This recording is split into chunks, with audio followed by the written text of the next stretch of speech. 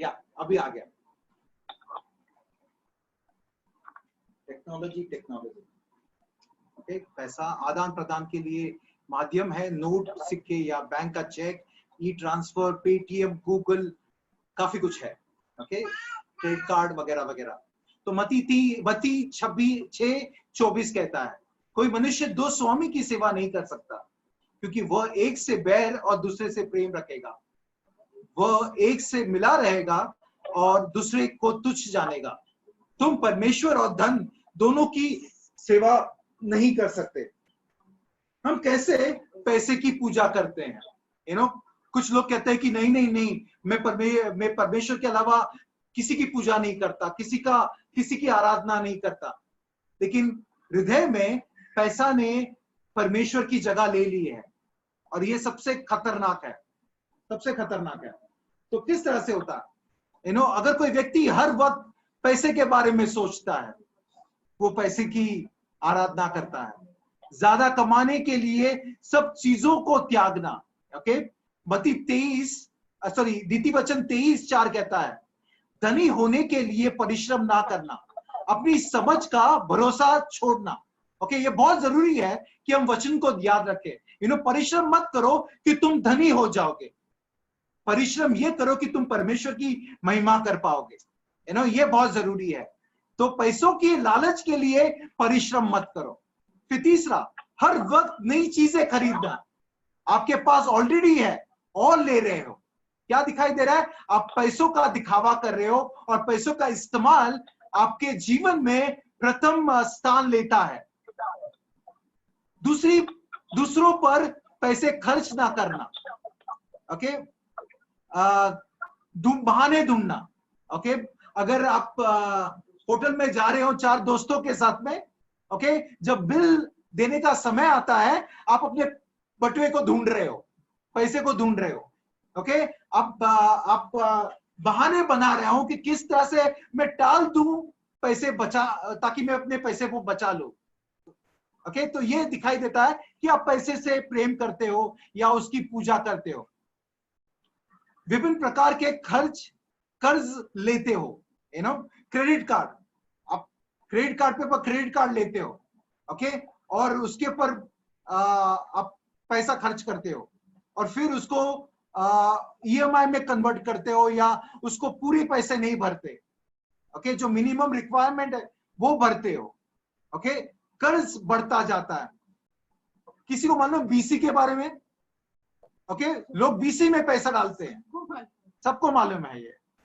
और क्या हो रहा है कि ये कर्जा है, और ये दिखाई देता है कि आपको पैसे चाहिए, और ये पैसा आपको परमेश्वर से दूर रखता है। हर वक्त चिंता करते रहना, हमेशा चिंता में रहना, कल क्या होगा मालूम नहीं है, लॉकडाउन हुआ है, कामकाज मिलेगा नहीं मिलेगा, हमेशा चिंता में रहना कि पता नहीं कल मुझे बिरयानी मिलेगी नहीं मिलेगी, क्या सूखी रोटी मिलेगी, हमेशा चिंता में लगे रहते हो। ओके, और ये चिंता आपको परमेश्वर की आराधना से दूर कर पैसे की आराधना करने के लिए मजबूर करता है, और ये खतरनाक है, ये खतरनाक है। और परमेश्वर नहीं चाहता कि आप इस प्रकार जिए। हम पैसे को किस प्रकार प्राप्त कर सकते हैं? तो आसान है, 3 तरीका है। कौन से 3 तरीके? कमाने से, यानी आपके तनख्वाह या व्यवसाय बिजनेस के द्वारा आपको इनकम मिलती है। दूसरा, आशीष के रूप में।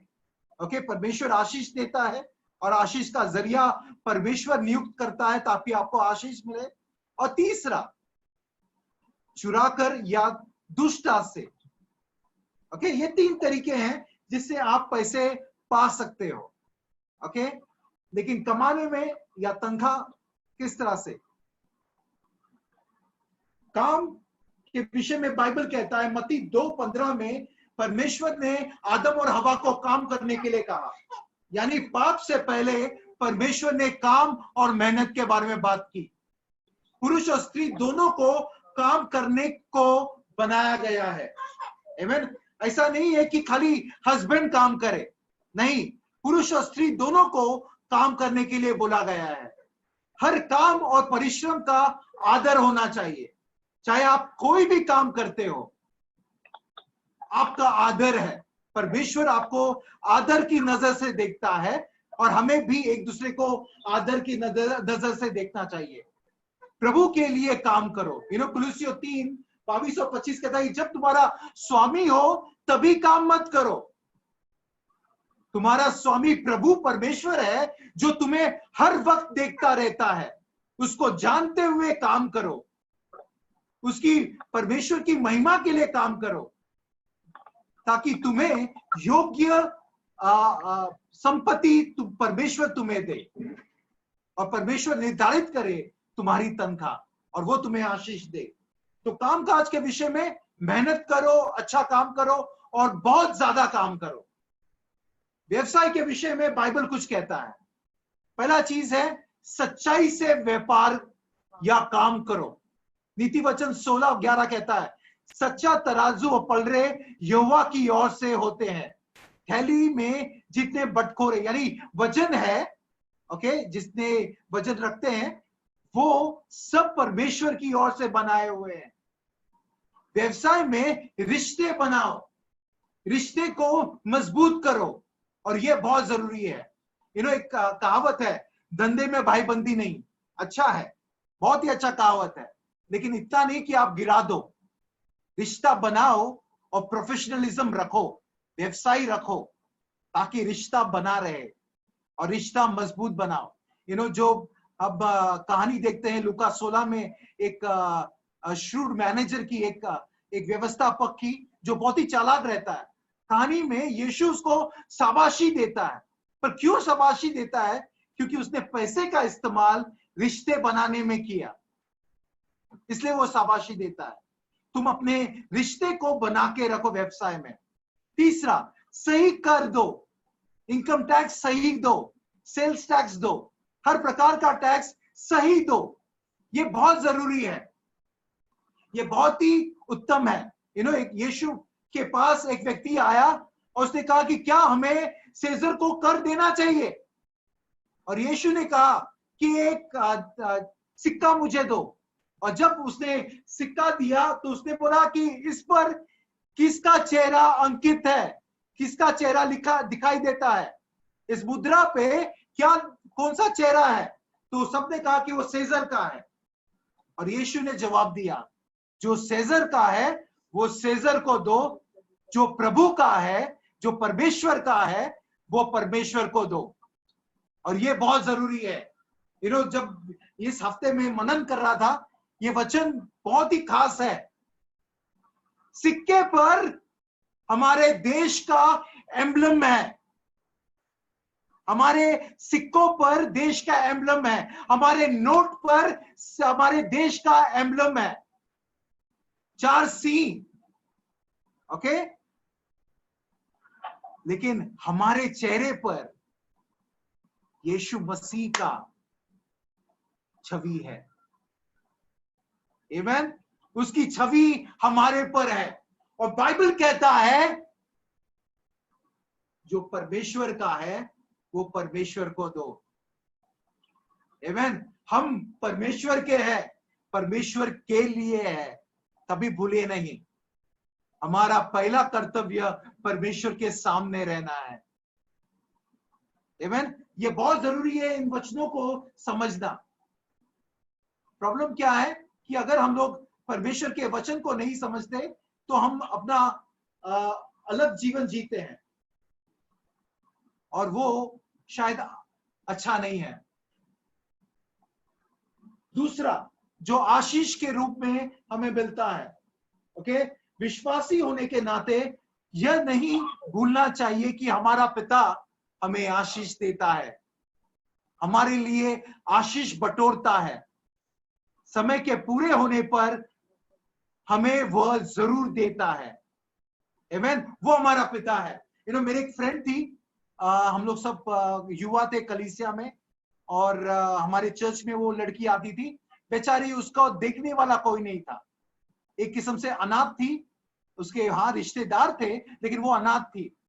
बहुत ही मेहनत करती थी, काम के लिए जाती थी, ओके, लेकिन वो बहुत ही उदास रहती थी कि जब ऑफरिंग बॉक्स मेरे पास से गुजरता है मैं उसमें कुछ डाल नहीं सकती। एक दिन वो अपने चर्च में आ रही थी संडे के मॉर्निंग को, और दिल में उसकी ये ख्वाहिश जगी कि परमेश्वर आज मेरे सामने से ऑफरिंग बॉक्स गुजरे तो मैं कुछ तो डालूं उसमें। और चलते चलते उसे एक नोट मिलता है और प्रभु को धन्यवाद देती है, और जब ऑफरिंग बॉक्स आता है वो उसमें पैसे डालती है। प्रभु ने उसे आशीष दी, उसे अच्छा काम दिया, नौकरी दी, अच्छा कर रही है। मेन क्या है?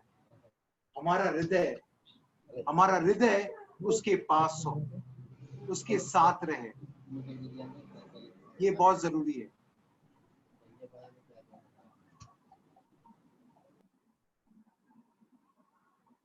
ये बहुत जरूरी है कि हम उसके साथ रहे, क्योंकि वो हमारा पिता है जो हमारा ख्याल रखता है। एक बच्चा जब पैदा होता है तो बाप हमेशा सोचता है कि बड़ा होके ये ऐसा बनेगा और मैं तैयारी करूंगा ताकि वो अपने चीजों में आशीष संपत्ति संभाल सके। दाऊद को जब सोलोमन के बारे में पता चला कि वो मंदिर बनाने वाला है तो उसने सामग्री इकट्ठा करना शुरू किया। और वो परमेश्वर पिता है जो हमारे लिए हर वक्त सामग्री इकट्ठा करता है ताकि वो हमें संपत्ति दे और वो हमारे लिए बटोरता है। आमीन। वो आशीष देने वाला परमेश्वर है। तीसरा, चुरा के या दुष्टता से, जो बाइबल उसे घृणा करता है। इफिसियों 4:28 में कहता है वही चीज जो निर्गमन 20:15 में कहता है कि डू नॉट स्टील। किसी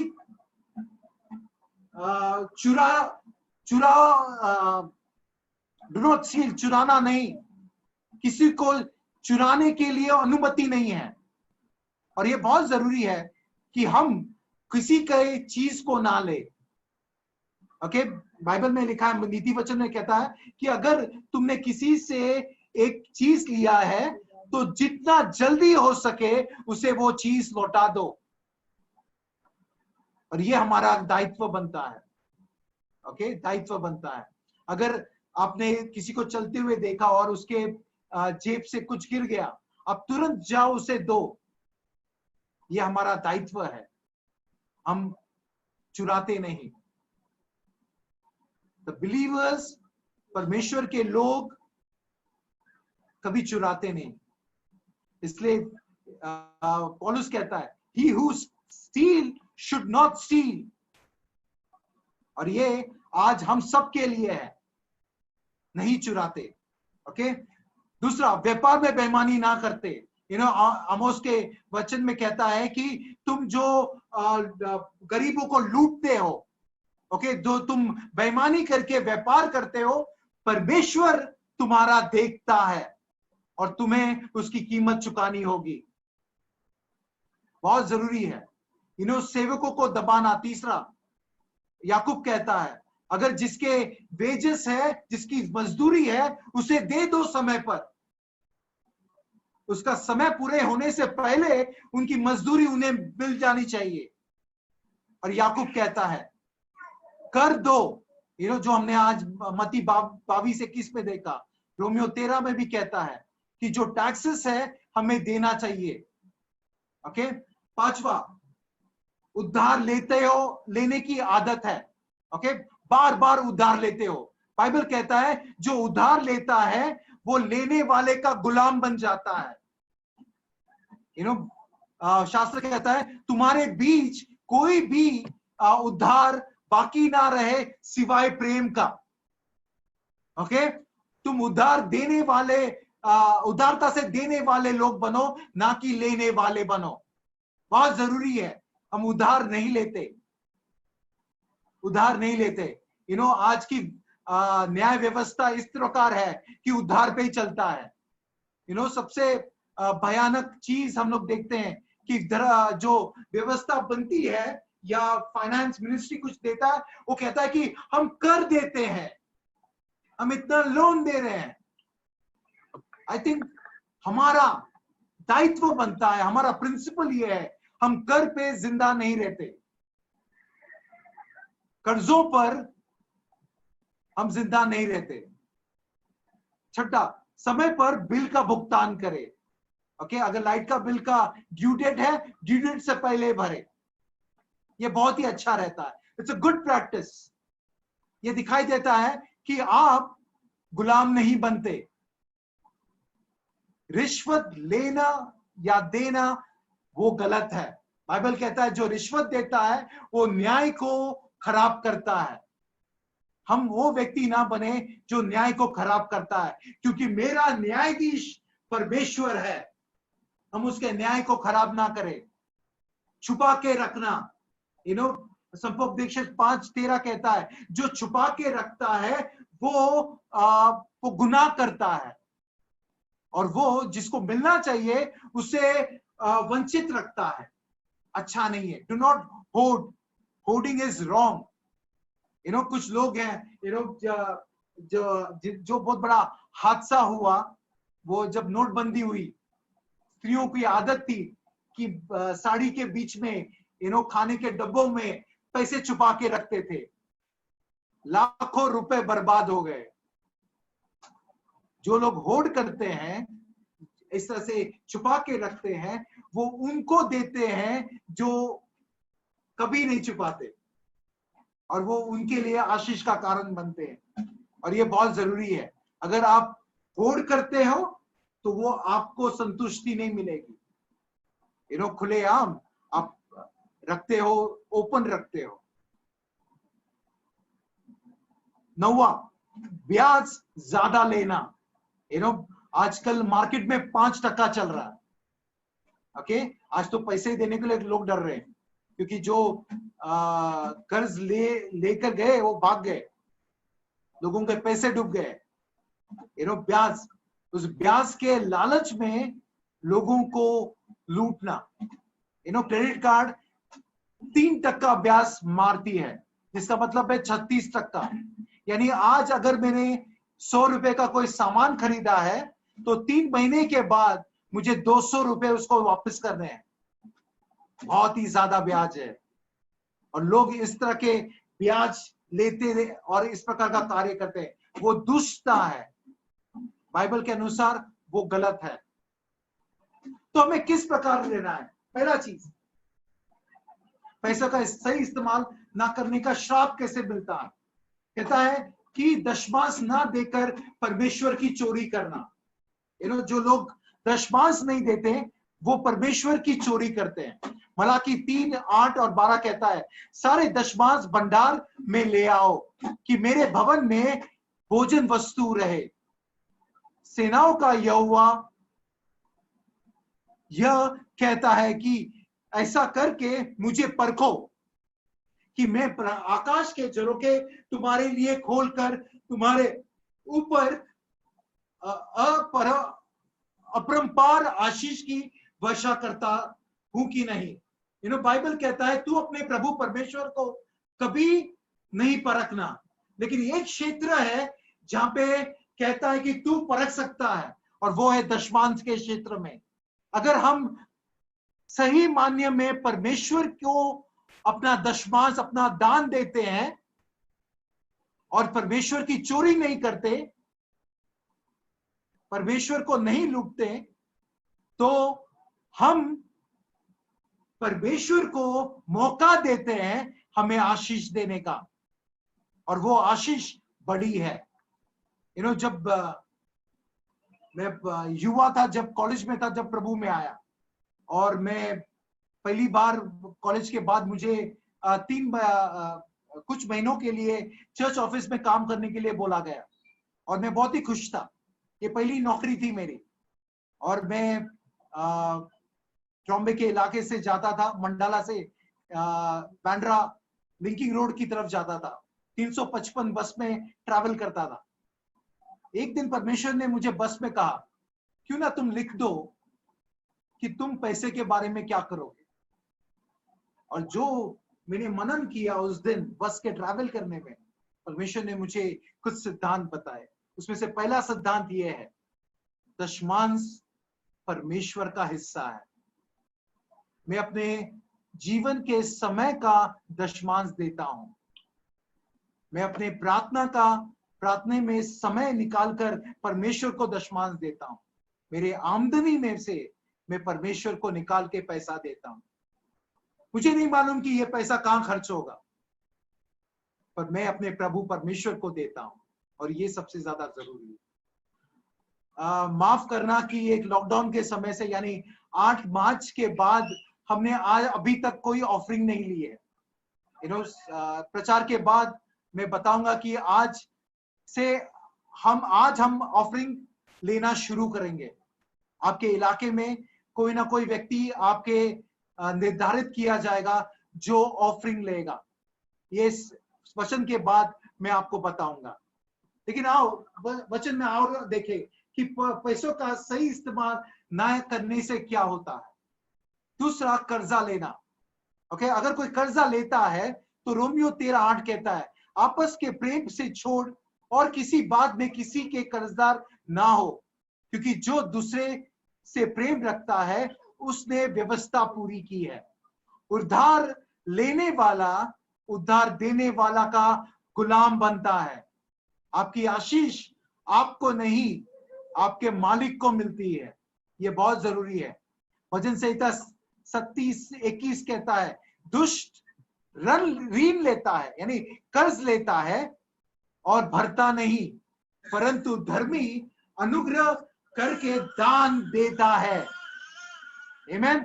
ये बहुत जरूरी है कि हमारे जीवन में हम ये सिद्धांत रखें, हमारे बच्चे इन शिक्षाओं को समझे कि जब आप कमाने लगो, सही समय पे कमाने लगो, तो पैसों का सही इस्तेमाल हो,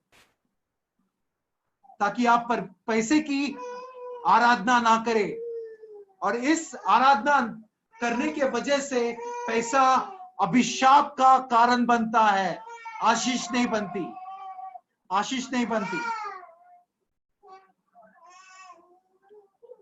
गारंटर बनना। ओके, नीति वचन 6:1-5, अगर हम पढ़ते हैं तो कहते हैं, हे मेरे पुत्र, यदि तू अपने पड़ोसी का उत्तरदायी हुआ हो अथवा परदेशी के लिए हाथ पर हाथ मारकर उत्तरदायी हुआ हो, तो तू अपने ही मुंह से के वचनों में फंसा और अपने ही मुंह के बातों से पकड़ा गया। इसलिए हे मेरे पुत्र, एक काम कर, अर्थात तू जो अपने पड़ोसी के हाथ में पड़ चुका है, तो जा उसको साष्टांग प्रणाम करके मना ले। तू ना तो अपनी आंखों को नींद दे और ना पलकों को झपकी आने दे, और अपने आप को हिरनी के समान शिकार के हाथ से और चिड़िया के समान चिड़ी मार के हाथ से छुड़ा ले। यह बहुत जरूरी है। ये अगर आप किसी का गारंटर बनते हो, आप आशीष में रुकावट ले आते हो, आपकी आशीष रुक जाती है। क्यों? क्योंकि आपने अपने आप को फंसा दिया। और फिर कहता है कि कोशिश करो, यत्न करो, सोना नहीं, हमेशा लगातार प्रार्थना करके मांगो कि परमेश्वर तू मदद कर और मैं इससे आजाद पाऊं। मांगो कि परमेश्वर मुझे छुड़ा दे, ताकि मैं इस गारंटी से बाहर निकलूं। जो गारंटी देता है वो परमेश्वर की आशीष में नहीं फलता, ना ही बढ़ता है। ये बहुत जरूरी है, ये बहुत जरूरी है। चौथा, डींगे हाँकना, कुछ करने का शपथ खाना, बोला कि मैं ये करूंगा, मैं ये पूरा करूंगा, और इसके जरिए फिर क्या होता है कि आप खुद फंस जाते हो। बाइबल कहता है, तू ना तो किसी की शपथ खाना और ना हमें शपथ खाने की आदत रखना। यही चीज मत्ती 4:34-37 में कहता है, क्योंकि ना तो मैं अपने सर के बाल को बना सकता हूं, ना कुछ कर सकता हूं, मेरा परमेश्वर है जो मुझे मदद करता है। इसलिए शपथ मत खाओ कि मैं ये करूंगा, वचन मत बताओ कि मैं ये जिम्मेदारी लूंगा। कोशिश करो, लेकिन शपथ मत खाओ। ये बहुत जरूरी है। तो ये था कि किस प्रकार हम पैसे का सही इस्तेमाल नहीं करते और श्राप में फंस जाते हैं। आगे देखते हैं, एक मसीह होने के नाते मुझे पैसे का इस्तेमाल कैसे करना चाहिए। पहला चीज, मेहनत करके। जैसे यूसुफ ने मेहनत की, उस प्रकार हम यूसुफ की कहानी जब देखते हैं कि जब वो बंदी गृह में था, परमेश्वर का हाथ उसके ऊपर था। जो कुछ भी वो करता था वो सफल होता था। मेहनत करो। दूसरा, ताकि परमेश्वर हमेशा हमारे साथ रहे। क्योंकि अगर मैं मेहनत करता हूं, परमेश्वर मेरे साथ रहता है और उसकी आशीष हमेशा मेरे साथ बनी रहती है। तीसरा, आलस मत करो। नीति वचन 6, 9 और 11, हे आलसी, तू कब तक सोता रहेगा? तेरी नींद कब टूटेगी? कुछ और सो लेना, थोड़ी सी नींद, एक और झपकी, थोड़ी और छाती पर हाथ रखकर लेटे रहना। तब तेरा कंगालपन यानी गरीबी एक बटोर मार की नाई, एक डकैत की नाई और तेरी घटी हथियार बंद लोगों के नाई समान आकर तुझ पर कब्जा कर लेगी। और जब तुझ पर वो हावी हो जाए, तू उसे छुड़ा नहीं पाएगा। इसलिए आलस आपके लिए खतरनाक है, आपके बच्चों के लिए खतरनाक है। मेहनत करो, मेहनत करना, और ये वरदान आपको मिलता है और आपके लिए पैसा वरदान का कार्य करता है, वरदान का काम करता है। दूसरा, परमेश्वर के लिए काम करें। हम अगर अपने आप को याद रखें कि परमेश्वर मेरा बनाने वाला है, तो मुझे कोई घटी नहीं होगी। हमेशा परमेश्वर को आगे रखना। कुछ लोग कहते हैं कि मैं कल ये करूंगा। मेरे एक बॉस है जो 2006 से मेरा बॉस है, 2006 से, ओके, तकरीबन 14 साल हो गए उसके साथ रहकर। हर टाइम कहता है कि this year we are going to make 1 crore, 2 crore, 3 crore, और करोड़ों में बात करता है। वो साल कभी नहीं आया। वो साल कभी नहीं आया। क्यों? क्योंकि याकूब 4 ठीक से नहीं देखा उसने। पहला चीज, तुम ये मत कहो कि मैं ये करूंगा, मैं वो करूंगा, मैं इस प्रदेश में जाऊंगा, मैं वैसा करूंगा। डिंगे नहीं हाँकते, इस तरह से नहीं कहते, पर इस प्रकार कहते हैं, अगर प्रभु चाहे तो मैं ये जरूर करूंगा। प्रार्थना में उसे लेकर आओ, प्रार्थना में उसे लेकर आए। दूसरा, हगाई के पहला अध्याय, मैं पूरा नहीं पढ़ूंगा, लेकिन कहता है परमेश्वर के लिए काम के हाथ बढ़ाना। काफी कलीसियाओं में होता है कि काम करना तो पास्टर का काम है। भाई, पास्टर के पास भी फैमिली है, बच्चे हैं, बीवी है, घर है, उसे भी बाहर कमाना पड़ता है ताकि उसका घर चले। लेकिन पास्टर का काम नहीं है सिर्फ अकेले कलीसिया की मेहनत करना, परमेश्वर के राज्य में मेहनत करना। लोगों का कार्य है। पास्टर का काम है लोगों को सहयोग करना और उसके साथ आगे बढ़ना। आज कलीसिया लाइफ इन क्राइस्ट, मैं आपको कहना चाहता हूं, अगर आप परमेश्वर में आशीष में बढ़ना चाहते हो, पैसों के अच्छे इस्तेमाल में बढ़ना चाहते हो, तो परमेश्वर के राज्य को पूरा योगदान दो। मैं अपने घंटों का इस्तेमाल करता हूं, मैं घंटों का देखभाल करता हूं, मुझे घंटों के हिसाब से मेरी तनख्वाह तय की जाती है। I give more than 30 to 48 hours परमेश्वर के कार्य के लिए। प्रार्थना, अध्ययन, लोगों से बातचीत, मिलना, लोगों के लिए प्रार्थना करना इत्यादि। एंड ये मेरा लाइफस्टाइल है। अगर कोई मुझसे पूछता है, are you a full timer? मैं कहता हूँ यस, पर मैं अपने घर के खर्च के लिए मैं बाहर कमाता हूं। पर मैं प्रभु के लिए फुल टाइमर हूं, और ये आपका भी होना चाहिए। आप 8 घंटे अपने दफ्तर में काम करते हो, वेरी गुड, अच्छा है।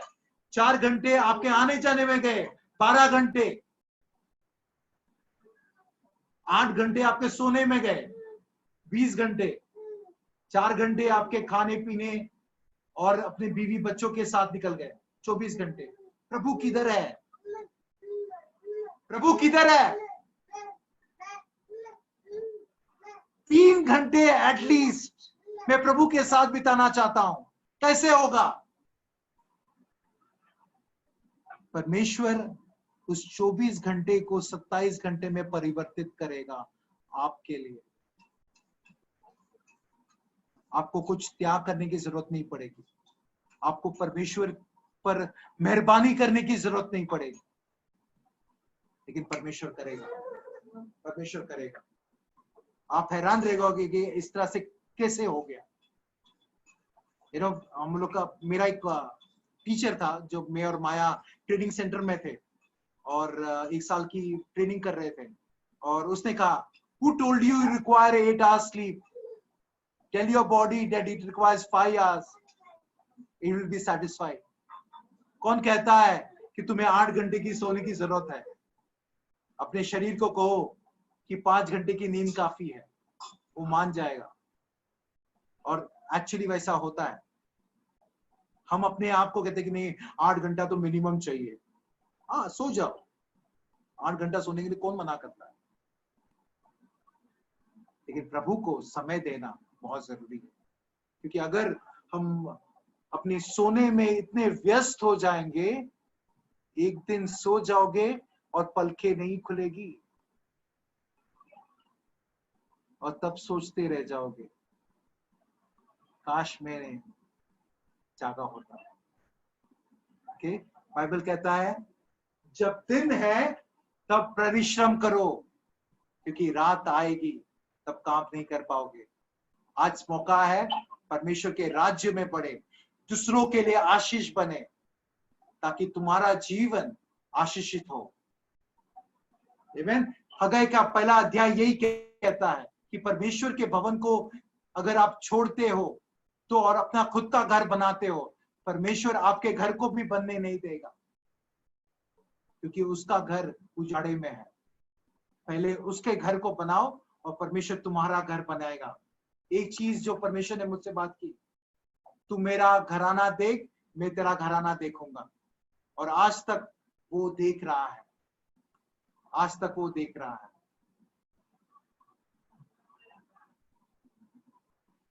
मैं कुछ नियम कायदे करता हूं, ओके, पैसों के इस्तेमाल में किस तरह से हम खर्च करने चाहिए। 8 चीजें हैं जो मैं अपने जीवन में ले आता हूं। आपके इसमें शायद 5 हो या 10 हो या 20 हो, पर मैंने अपने आप के लिए 8 रखे हैं।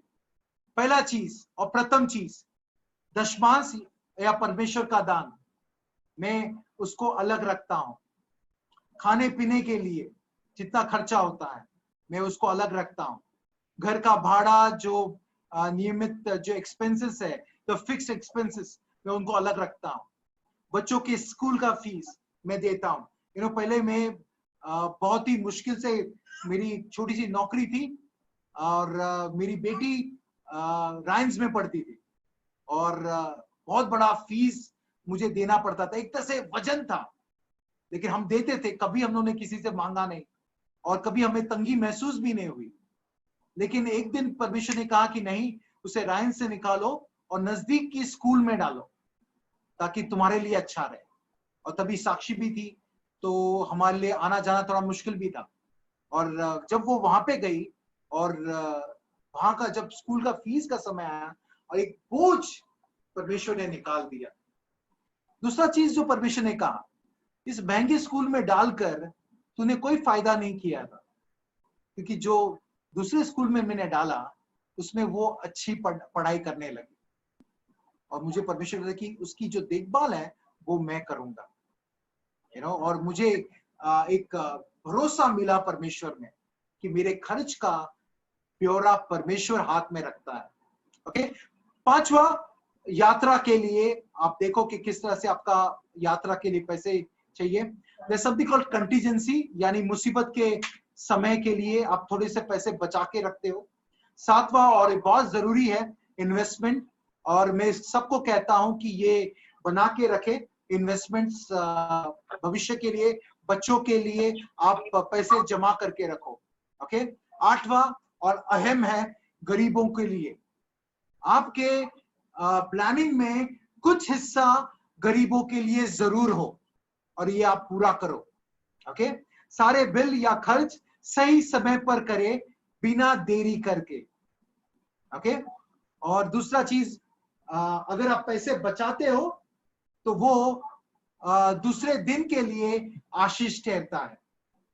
आमीन, दूसरे दिन के लिए वो आशीष ठहरता है, और ये बहुत जरूरी है कि हम ये समझे।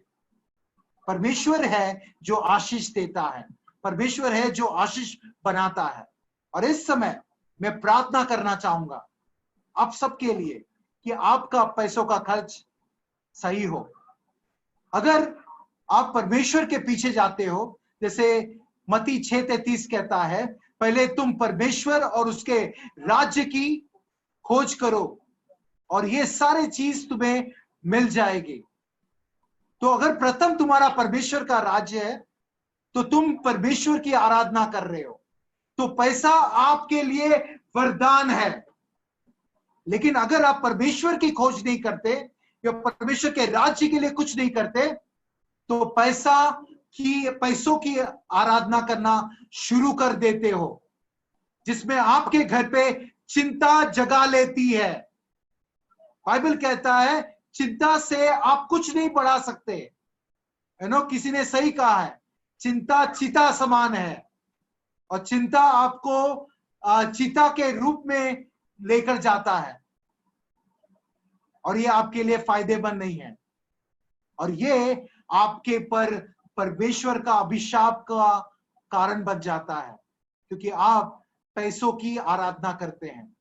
हम उस देश में जीते हैं जहां पे लोग पैसे की पूजा करते हैं। हम परमेश्वर की आराधना करते हैं।